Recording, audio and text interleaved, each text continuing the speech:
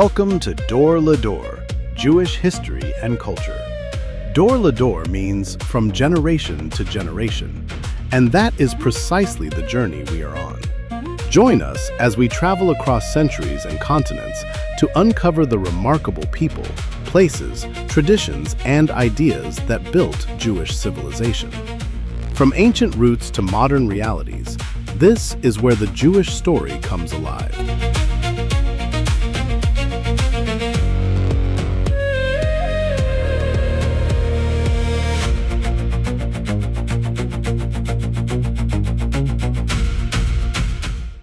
Picture a dimly lit nursery. A mother is sitting by a crib, and she's gently rocking her newborn baby. The room is totally quiet, save for the sound of her humming, which, slowly turns into a very traditional, soothing Russian lullaby. Right, just a totally normal, peaceful scene. Exactly. She is literally just trying to put her child to sleep. But then the door bursts open. The father rushes into the room, and his face is just red with fury. He demands she stop singing immediately, and he lunges forward to clamp his hands firmly over the infant's ears. It's such a shocking image. It really is. And the crazy thing is, he is not doing this to be cruel, and he's not having a mental breakdown. He is doing it because that infant's ears are the site of a desperate, sacred linguistic experiment. And to this father, that soft Russian lullaby is basically a toxic contaminant. Yeah, it is a profoundly jarring image to start with, but you really have to understand the stakes of that specific moment in the nursery. That child in the crib was actively being molded to become the first native speaker of a language that had not been spoken as a mother tongue in nearly 2,000 years. Which is just, it's wild to even think about. It really is. That intense, almost frightening moment perfectly captures the sheer, unbending willpower required to perform what is essentially a linguistic miracle. And that is exactly our mission for this deep dive. Today we are unpacking the biography of Eliezer Ben-Yehuda. Based on our sources, we're going to explore how one man took an ancient, sacred, and practically dormant language and, through sheer obsession, breathed it back into the mouths of a modern nation. It's a massive story. Totally. And for anyone listening out there, whether you are a language nerd, a history buff, or just insanely curious about human obsession, this story proves how one stubbornly dedicated person can literally rewrite reality for millions of people. Yeah, it is a story that tests the absolute extreme limits of human conviction. So where do we even begin with a guy like this? Well, to comprehend how we get to that frantic, borderline fanatical moment in the nursery, we have to rewind. We need to start in the year 1858. Yeah, 1858. Right, in a place called Luzgi. This was a small, rural town in the Russian Empire located in what is present-day Belarus. We are stepping into an incredibly insular, traditional Shabbat Hasidic community. Okay, wait, when you say insular, what does daily life actually look like there? Are they completely cut off from the rest of the world? To a very large extent, yes. The community was geographically isolated, but more importantly, it was culturally and intellectually isolated by design. Got it. Their whole world revolved entirely around religious devotion. Yeah. So into this environment, a boy named Eliezer Yitzhak Perlman is born. And his upbringing is precisely what you would expect for a boy in this specific time and place. His entire existence is submerged in the study of sacred texts. As a young boy, he attends the traditional primary school where children learn to read Hebrew and memorize scripture. And then from there, he moves on to the yeshiva, the religious seminary. So his entire education is strictly religious. Like, he isn't learning math or geography or anything like that. No, not at all. Secular subjects were largely ignored or even viewed with deep suspicion. His days were consumed by studying the Torah, the Mishnah, and the Talmud. Actually, let me pause you right there for a second just to make sure we are all on the same page, because I think a lot of people might assume studying those texts just means reading the Bible over and over. Can you break down what that kind of study actually entails? Oh, that is a really vital distinction to make. Studying the Torah, Mishnah, and Talmud is not passive reading. Right. The Torah is the foundational text, the first 5 books of the Hebrew Bible. The Mishnah is the first major written collection of Jewish oral traditions and laws, and that was compiled around the 3rd century. And then the Talmud is a massive multi-volume record of rabbinic debates, commentaries, and discussions on the Mishnah. Wow. So studying this material means engaging with centuries of incredibly complex, dense, legalistic debate. You are parsing the exact meaning of ancient words, you're arguing over hypothetical legal scenarios, and memorizing vast amounts of commentary. It requires intense analytical rigor. It almost sounds like going to law school, but a law school where the laws were handed down by the divine. That is a fantastic way to put it, yeah. And because he was bright, his family, particularly his mother and his uncle, who helped raise him after his father died, had one singular expectation for his life. Which was? They wanted him to become a respected rabbi. In this community, becoming a rabbi wasn't just a job. It was the highest possible pinnacle of social and intellectual achievement. So his path is completely laid out, the tracks are set. But clearly something derails him, otherwise we wouldn't be doing a deep dive on him today. Exactly. And the derailment comes from a very unexpected source. It actually comes from the head of his yeshiva. Wait, really? The guy running the religious seminary? Yep. Outwardly, this yeshiva head is exactly what he is supposed to be, a traditional, devout, orthodox leader of a religious academy. But secretly, behind closed doors, this man was a maskal. Okay, let's unpack that term. What is a maskal? I'm not really familiar with that. So a maskal was a follower of the Haskalah. The Haskalah was the Jewish Enlightenment, which was this intellectual movement that had emerged in Europe in the 18th and 19th centuries. Okay, so like a modernization movement. Exactly. The followers of this movement advocated for integrating into secular European society. They wanted Jews to study secular subjects like science, modern languages, literature, agriculture, and adopt modern European values while still maintaining their Jewish identity. I have to imagine that in a deeply traditional, isolated Hasidic community in 19th century Belarus, embracing secular European values was not exactly a popular stance. Oh, it was considered incredibly dangerous. It was completely subversive. What? Yeah, the traditional leadership viewed the Haskalah as a slippery slope to total assimilation and a loss of faith. So being a maskil in a yeshiva was something you kept deeply, deeply hidden. But he doesn't keep it hidden from Eliezer. Right. This yeshiva head sees something in young Eliezer. He sees a brilliant, curious mind, and he decides to quietly introduce this teenager to his secret world. Oh, man. Yeah, he basically starts slipping Eliezer secular literature. Like just passing him banned books under the table. Essentially, yes. But here is the critical detail that really changes the course of history. This literature isn't printed in Russian or French or German. It is actually translated into Hebrew. Oh, fascinating. Yeah. And one of the most pivotal books he hands Eliezer is a Hebrew translation of the novel Robinson Crusoe. That is just wild to me. It is literally like finding a sci-fi novel tucked inside a 16th century prayer book. That's a perfect analogy. But I have to ask, why that specific book? Why would a novel about a guy stuck on an island cause such a massive shift in his thinking? Well, to understand the impact, you really have to look at how Eliezer viewed the Hebrew language up until that exact second. Okay. For his entire life, Hebrew was strictly liturgical. It was the language you used to speak to God, the language of the prophets, the language used to debate ancient agricultural tithes or temple sacrifices in the Talmud.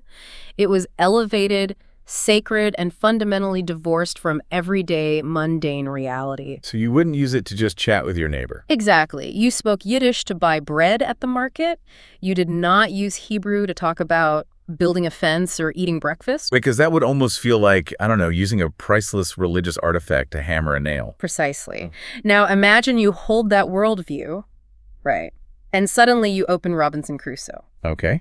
You are reading a story about a man building a makeshift shelter, foraging for coconuts, trying to start a fire, and surviving a shipwreck on a desert island. And every single one of those gritty, physical, earthly actions is being described in the Holy Tongue. Oh, wow. It must have completely short-circuited his brain. He is seeing the language do something he didn't even think it was physically built to do. It completely shattered his linguistic paradigm. It proved to him that Hebrew possessed the mechanical capacity to describe the physical, practical, modern world. Right. It wasn't just a language for the heavens anymore. It could be a language for the earth. And I'm guessing he can't just go back to studying religious texts after that. Not at all. Once he realizes what the language is capable of, he simply cannot unsee it. He abandons the yeshiva entirely. Wow. Yeah, he walks away from his family's dream of him becoming a rabbi. He realizes he needs to understand the wider world, so he starts aggressively learning secular languages. He learns Russian, French, and German. That is a massive leap to make. He just packs up and leaves his whole universe behind. He does. He physically leaves the insular community in Luzki and moves to a city called Dvinsk, which is in present-day Latvia. He goes there specifically to pursue a secular education. He wants to catch up on all the history, the science, and the literature he missed while he was memorizing Talmudic law. So he goes from being this sheltered religious student to this hungry intellectual soaking up literally everything he can. Exactly. Where does that hunger take him next? Because Dvinsk can't be the end of the line. It definitely isn't. It takes him to the absolute epicenter of European intellectual and political life. By 1879, Eliezer has moved to Paris, France, to study medicine at the Sorbonne. Paris in 1879. Okay. And to really grasp what happens next, we have to paint a picture of the political atmosphere in Europe at that exact moment. Because the continent is undergoing a massive political earthquake around this time. Oh, absolutely. It is the era of romantic nationalism. Wow. The mid to late 19th century in Europe is defined by this explosive idea that a distinct people who share a common history, culture, and language have a fundamental natural right to govern themselves in their own sovereign state. Right. The old empires are starting to crack. Exactly. The Greeks had fought for independence. The Italians had just unified their peninsula. The Bulgarians were actively fighting for self-determination against the Ottoman Empire. You literally could not sit in a Parisian cafe in 1879 without hearing fierce debates about national identity and sovereignty. So Eliezer is sitting in these cafes, presumably drinking coffee, reading the newspapers, and absorbing all these arguments about the Italians and the Bulgarians. And he synthesizes all of it. He takes the secular nationalism of Europe, he combines it with the progressive ideals of the Jewish Enlightenment, and he runs it all through his deep, profound love for the Hebrew language. That's a potent mix. It is. He looks at all these other groups fighting for their ancestral homelands, and he asks a very simple yet totally revolutionary question. Why not us? It is the classic light bulb moment. Yeah. But he doesn't just keep this thought to himself, does he? No, he puts pen to paper. In 1879, he publishes a radical manifesto in a Hebrew language journal based in Vienna called Hashahar, which translates to the Dawn. And this publication is a milestone for two big reasons. First, he signs the essay with a brand new pen name. He completely sheds the name Eliezer Perlman, and he signs it as Eliezer Ben-Yehuda. Ben-Yehuda, which means son of Judah. He is adopting the identity of the nation he wants to resurrect. Right. And the second milestone is the core thesis of the essay itself. Ben-Yehuda argues that for the Jewish people to be truly reborn as a modern nation in their ancestral homeland, they cannot rely on religion alone to bind them together. Because that was the old model. Exactly. In the modern era, religion was not enough to construct a functional nation-state. He argues they must have a shared, living national language, and that language, he insists, must be Hebrew. Okay, I want to stop and look at this logically for a second, because I understand the romantic appeal of what he is saying. It sounds beautiful in a published essay, but practically speaking, this sounds impossible. He wants to take a language that hasn't been spoken casually in the streets for thousands of years, a language that most Jewish people only know how to read in prayer books, and he wants to force it into the mouths of living, breathing people as their primary way of communicating. How could anyone actually implement that? That is the exact critique he faced. Right. And it is the question that transforms him from a theoretical intellectual into a man possessed. Okay. Because it's one thing to write about it, it's another to do it. And the catalyst that forces him out of the Parisian cafes and into brutal, immediate action is something deeply personal and actually terrifying. Oh.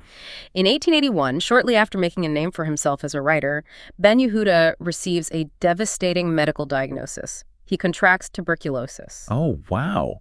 In 1881, that is not just an inconvenience. That is effectively a death sentence, isn't it? It was a horrific disease, yeah. Yeah. And it becomes this dark, looming shadow that will stalk him for the rest of his life. He is coughing up blood. His energy's being sapped. That's awful. Suddenly, the theoretical future he was writing about shrinks down to a very real, very fast ticking clock. He realizes his time on Earth might be incredibly short. He can't just write essays hoping someone else does the hard work. He has to act immediately. So what does he do? He makes a life-altering decision. He and his new wife, Devorah Jonas, pack up their lives and they board a ship bound for Ottoman Palestine. Okay, so he is on this ship. He's basically fleeing his own mortality, and he's heading to a land he has only read about in ancient texts. What is the plan here? Does he have an actual strategy for how to start a linguistic revolution? The strategy starts with his own household. On that ship, as they are sailing toward their new life, Eliezer and Devorah make what has to be one of the most intense, rigid marital agreements in recorded history. They vow that from the very moment they set foot on shore, they will speak only Hebrew to each other. No Russian, no French, no Yiddish, no German, nothing but Hebrew. That sounds absolutely exhausting. I mean, they are about to navigate a completely foreign country, and they're doing it with one hand tied behind their backs linguistically. It was incredibly difficult. So what happens when they actually step off the boat in 1881? What kind of world are they walking into in Jerusalem? They are walking into a culture shock of epic proportions. 19th century Jerusalem under Ottoman rule is a complex, chaotic, and vibrant place. It is a true multilingual melting pot. So lots of different languages being spoken. Oh, absolutely. If you walk through the streets, you are going to hear Arabic, Ladino, Yiddish, Russian, French, Turkish. But what you are absolutely not going to hear is Hebrew being used to haggle over vegetables or ask for directions. Because the local Jewish population still treats Hebrew the way Eliezer was taught to treat it back in Belarus, right? Exactly that. The Jewish community in Jerusalem at the time is deeply traditional. To them, Hebrew is sacred. It is reserved for the synagogue and the study hall. So when Ben-Yehuda shows up in town and he's insisting on trying to order food or rent an apartment using biblical Hebrew, the locals do not look at him as a visionary leader. They think he is entirely mad.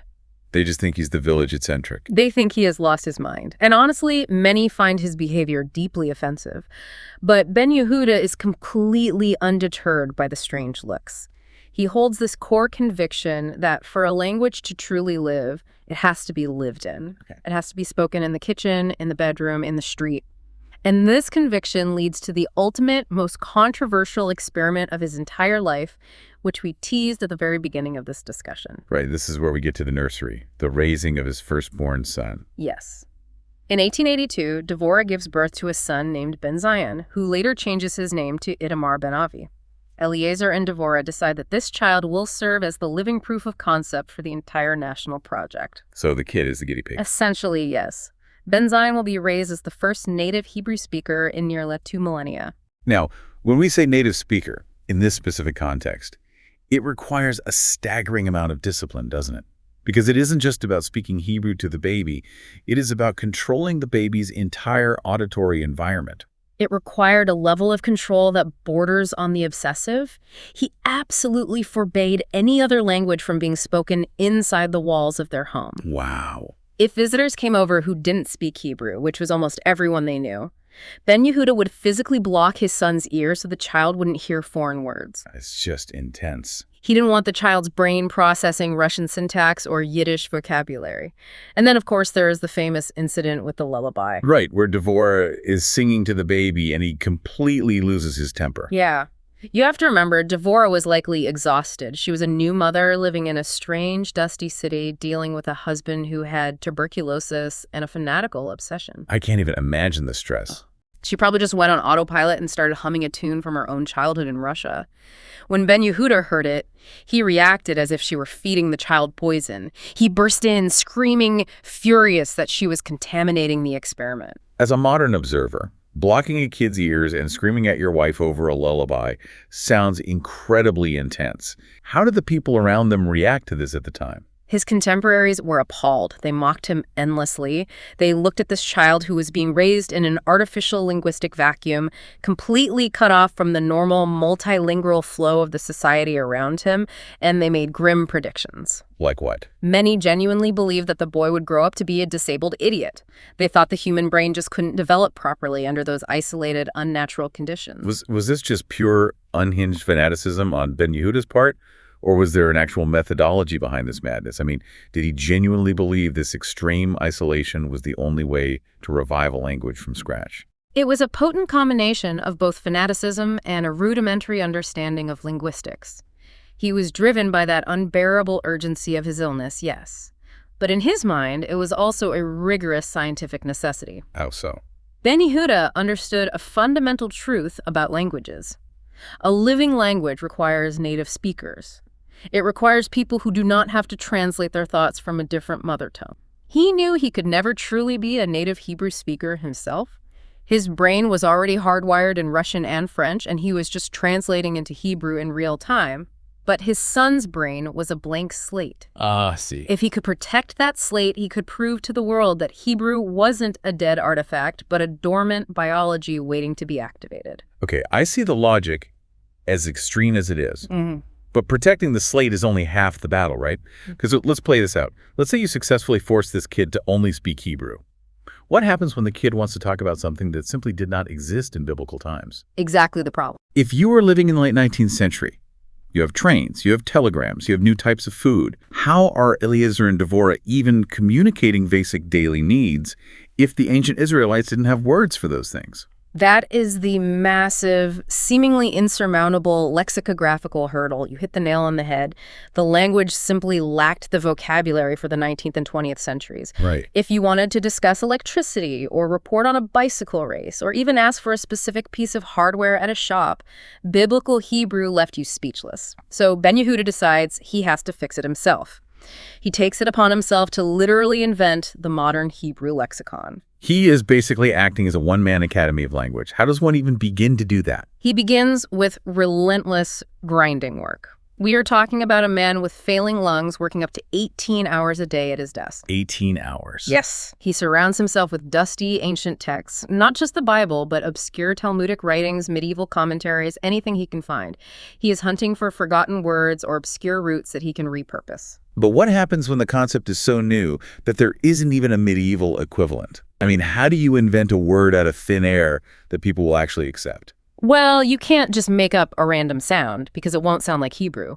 And this is where we need to quickly discuss how Hebrew and Semitic languages in general actually function. Semitic languages are built on what is called a triconsonantal root system, often referred to as a shoresh. Okay, break that down for me. What is a triconsonantal root? Think of it as a skeleton made of 3 consonant letters.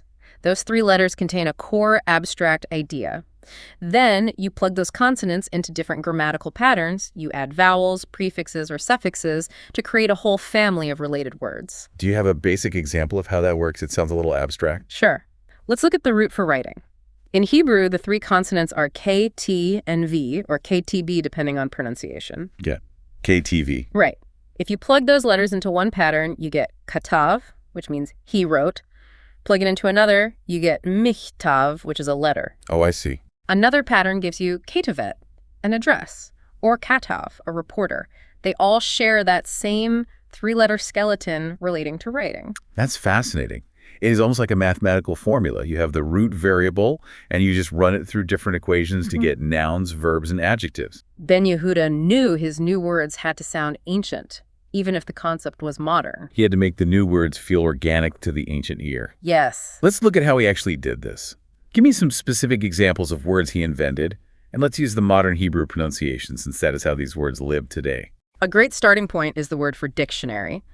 When Ben-Yehuda started his work, there wasn't a modern Hebrew word for it. So he went to his desk, took the ancient biblical Hebrew word for word, which is milah. He then added a standard suffix used for creating nouns on to the end of it. So milah becomes milon, word becomes dictionary. That is incredibly logical. It is elegant in its simplicity. He applied the same logic to the concept of a newspaper. Newspapers were the lifeblood of 19th century Europe, but the ancient Israelites didn't have them. Obviously not. So Ben-Yehuda took the ancient word for time, which is et, and fashioned the modern word eitan, a thing of the times. Those make perfect sense for intellectual concepts. But what about something totally mundane or even frivolous, something like ice cream? For ice cream, he had to get creative and look outside biblical Hebrew entirely. When he couldn't find a root in Hebrew, he would look to sister Semitic tongues, primarily Arabic and Aramaic. He found an Aramaic root word for frost or ice, and from that specific root, he mathematically plugged it into a Hebrew noun structure to coin the word glida. What he was doing day in and day out was proving that the language was not brittle. It was elastic. It could stretch and adapt to encompass the entire modern human experience. But here is a massive logistical problem I keep coming back to. He can sit in his study for 18 hours a day, coughing his lungs out, inventing these beautiful, mathematically perfect words, but he is basically building the operating system for a language in a vacuum. Right. How did he actually get people out in the real world to adopt these invented words. I mean, you can't just walk out of your house and decree that everyone must start saying afanaim. You're right. You absolutely can't dictate culture by decree. He needed a distribution network. He needed a way to force these words into the public consciousness. So he started publishing his own Hebrew newspapers, the most notable one being Hasvi. Oh, a newspaper. He would write articles about local politics, international news, and daily life, and he would deliberately seed his newly minted words into the text. Wait, so readers had to figure out the meaning through context clues. Yes. If you wanted to read the news, you had to learn his vocabulary. And to give this whole chaotic effort some institutional weight and authority, in 1890, he founded the Hebrew Language Committee. That is a significant step, because that committee doesn't just fade away. Doesn't it eventually evolve into the Academy of the Hebrew Language, which still operates today in Jerusalem as the supreme authority on the language? Precisely. He was building the infrastructure to support his vocabulary. But I should point out, just for the sake of accuracy, that not every word he coined was a success. He proposed plenty of words that the public just completely ignored. Really? Why would a word fail if it followed the rules? Well, sometimes people preferred a different route, or they found his invention clunky. Sometimes they just found it easier to adopt the European loanword instead. Right, because people are lazy. Exactly. Language is ultimately democratic. The people talking in the market decide what sticks. But a staggering number of his inventions did stick, and they form the bedrock of modern Hebrew today. But of course, whenever you try to fundamentally change how a society communicates, you are going to face resistance. And the pushback Ben-Yehuda faced was vicious, organized, and dangerous. We really need to look closely at this opposition. And it is vital we understand the perspectives neutrally, because the conflict wasn't just a petty rivalry. It was rooted in very deep, very genuine theological beliefs. Right. The fiercest opposition came from Jerusalem's ultra-Orthodox community, the Haredim. The old guard of the city, the people who were there long before he arrived. Exactly. For this community, Hebrew was not just a tool for communication. It was the language God used to speak the universe into existence in Genesis. Okay. It was the language of divine revelation at Mount Sinai.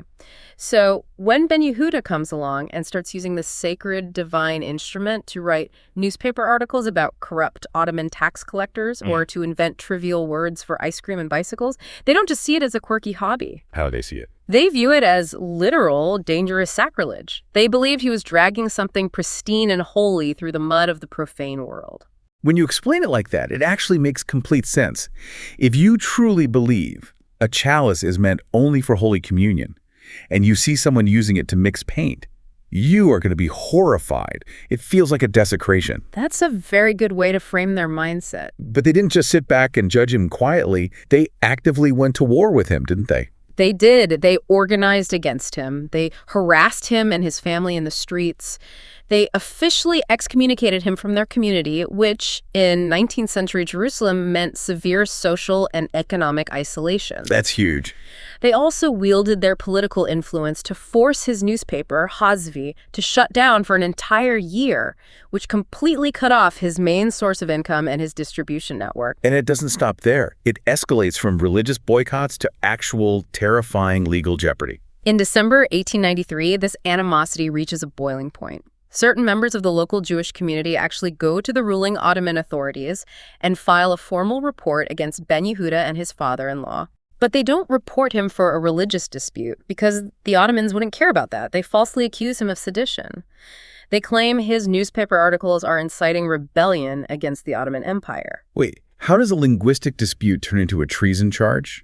That is a massive leap. It was a deliberate manipulation of a specific article Ben-Yehuda had published about the Maccabees, the ancient Jewish rebels.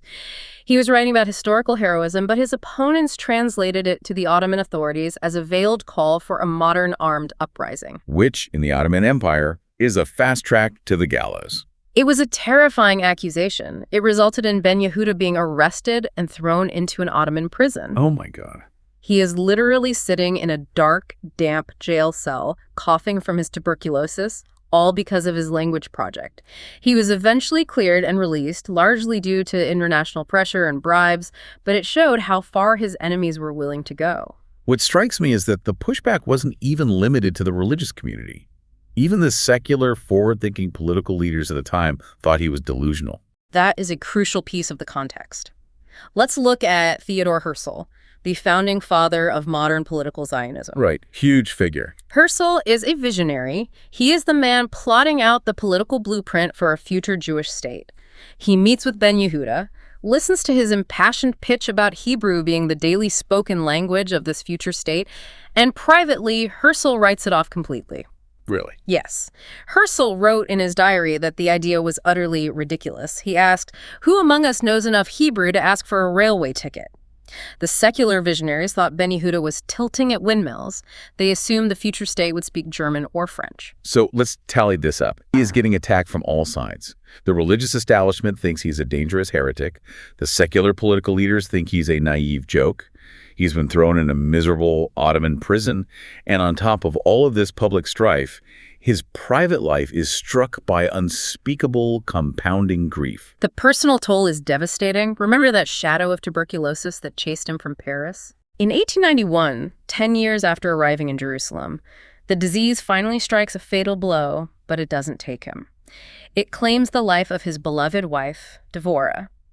She dies, leaving him a grieving widower with 5 very young children in a hostile city. And the tragedy somehow gets worse. Much worse. We are talking about a pre-antibiotic world.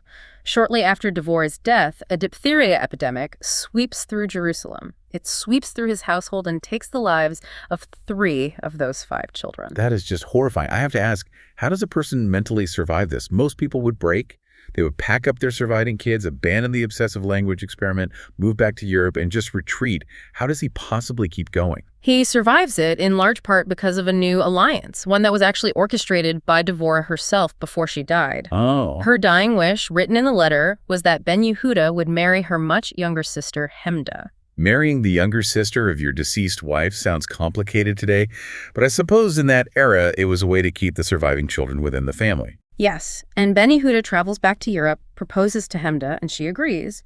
But Hemda is not just a passive, supportive spouse who comes to babysit. No. She becomes an absolute powerhouse. She steps into this chaotic, poverty-stricken, grieving household in Jerusalem, and she becomes his fiercest champion. She learns Hebrew rapidly. She takes over the management of his newspaper. She manages the intense logistics of his life. She assists in his lexicographical research.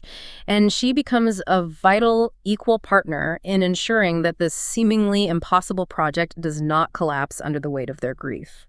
It sounds like without Hemda, the whole movement might have died with Devorah. But with her partnership, they push through those darkest years. And as we head into the early 1900s, we finally start to see the tide turn. The experiment starts to leak out of their isolated, tragic home and into the real world. How does that breakthrough happen? The shift happens generationally, and crucially, it happens outside of the rigid religious centers like Jerusalem. In the rural agricultural settlements, the early kibbutzim and moshavim that are popping up along the coast and in the valleys, a new wave of young pioneers and teachers arrive.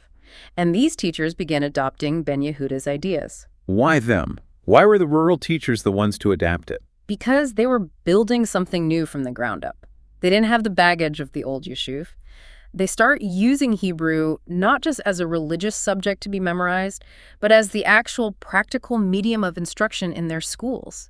They are teaching math, history, and agriculture entirely in Hebrew. That changed the math of the whole movement. Suddenly, you don't just have one isolated kid with his ears blocked in a closed room.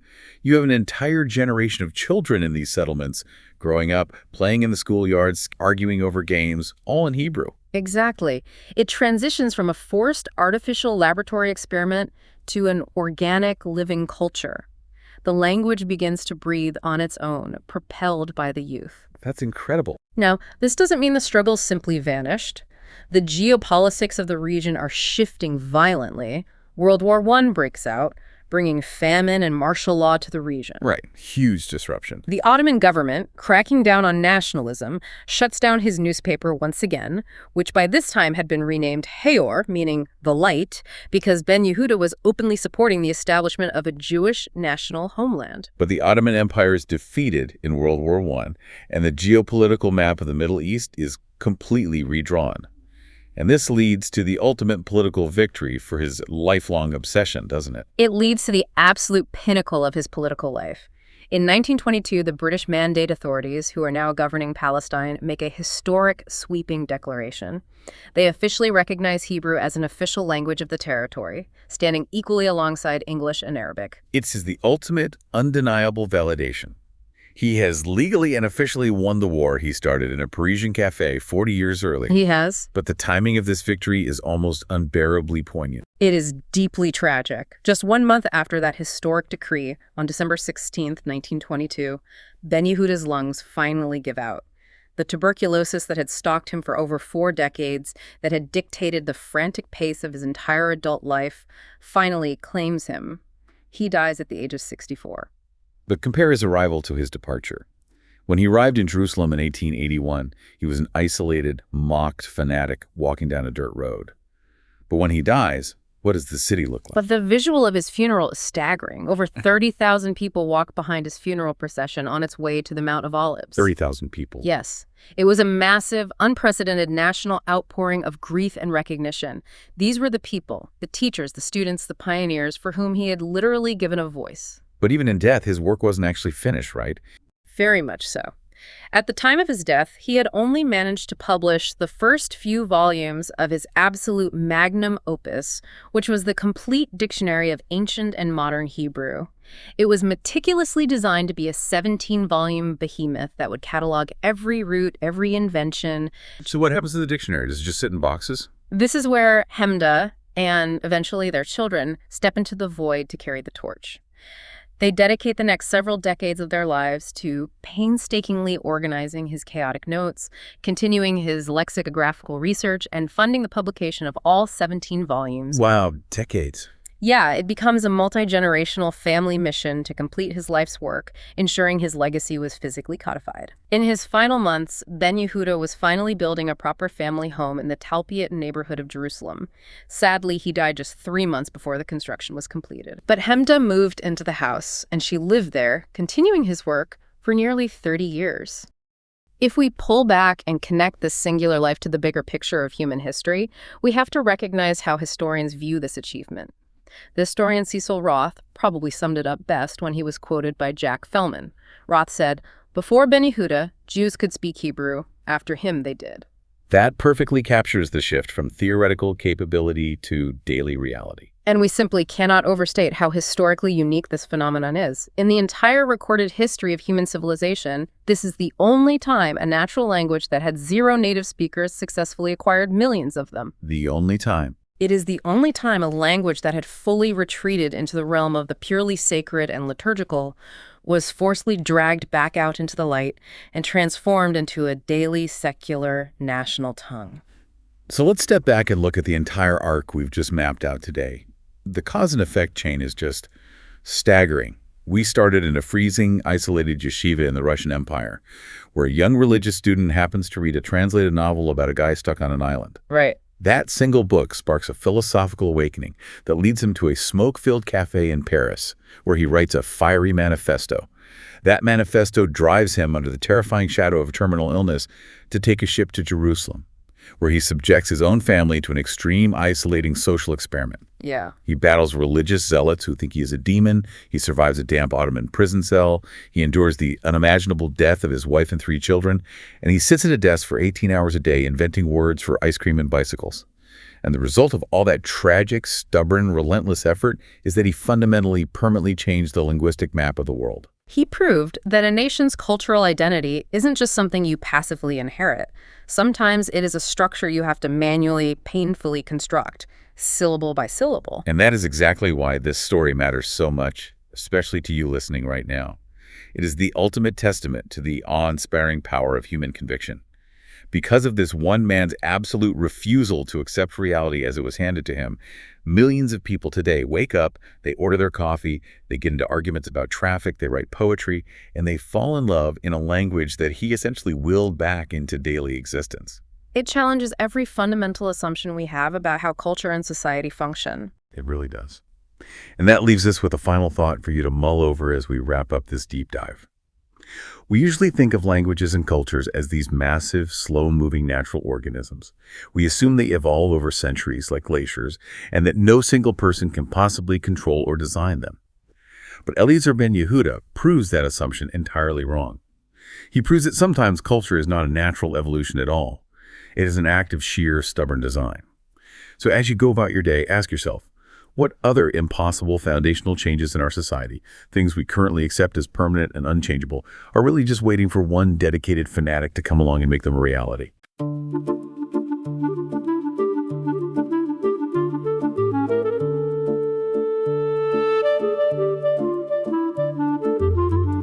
Thank you for listening to Dor Lador, the Jewish History and Culture podcast. From generation to generation, the Jewish story has been carried through memory, faith, struggle, and renewal. Each generation inherits that story and adds another chapter. Until next time, keep exploring the past, questioning the present, and carry the story forward. Lador Vador, from generation to generation.